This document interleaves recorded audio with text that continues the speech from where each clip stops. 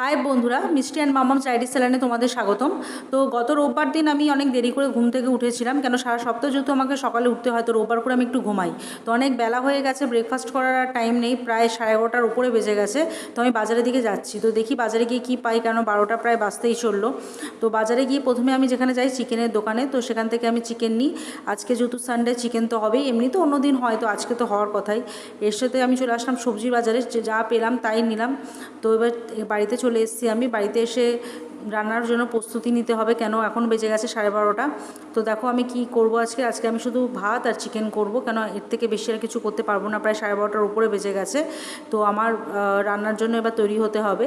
দেখো এবার আমার রান্না তৈরি হয়ে গেছে। আজকে আমি ভাত করেছিলাম, চিকেন করেছিলাম, আর সঙ্গে ছিল মাছ ভাজা আর বেগুন নিম পাতা, এই দুটোই আমার শাশুড়ি দিয়েছিল।